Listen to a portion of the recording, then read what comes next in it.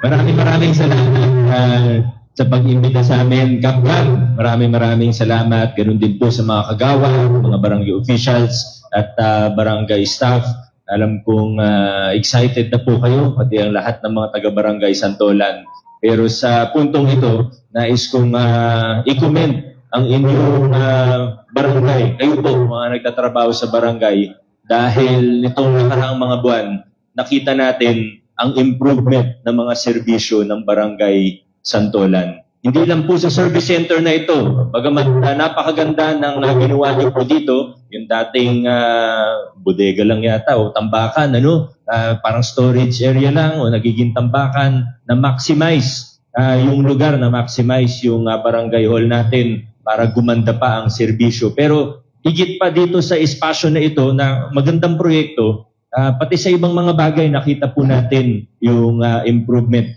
Ultimo sa pagroronda ng mga BSF natin, ng mga tanod. Ramdam na ramdam po yan ng mga taga-barangay Santolan. Kaya lalo na kay Kapgab, kasi napaka-importante ng ating gobyerno. Alam niyo, pagka para sa mga mayor, para sa mga kapitan, para sa mga nasa executive position, ika nga, ang pinakamadali ay i-maintain na lang yung status quo. Ibig sabihin, okay na yan, pwede na yan. Pag may dumating na lang na problema, tsaka natin aksyonan.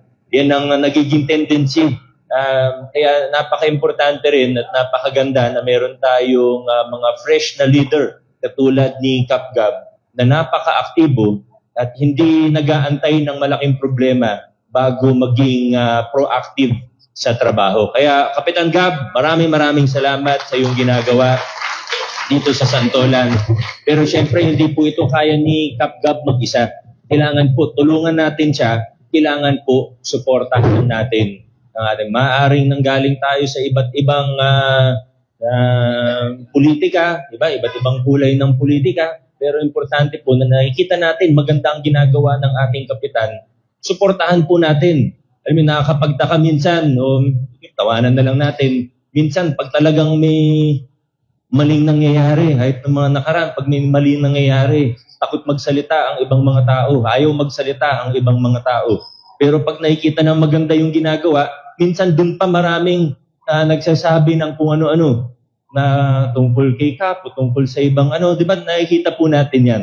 Sana matigil na po yung mga ganyang pananalita o paninira. Hindi, nakita natin maganda yung ginagawa, suportahan, tulungan po natin. Kapgab, muli po, maraming salamat sa iyo.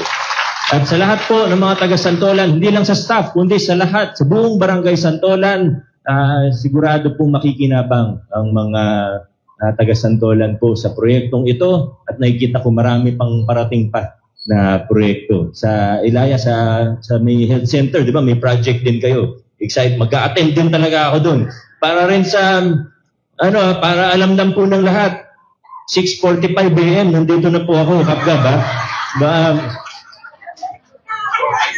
wala naman akong sinasabi kung anong oras dumating yung iba dyan. Pero ako, 6:45, nandito na po ako. Nakaidlip pa ako sa sasakyan habang nag-aantay. Pero, Kuya Biro, muli po, maraming salamat. Congratulations sa inyong lahat. Palakpakan naman po natin, Mayor Vico Soto.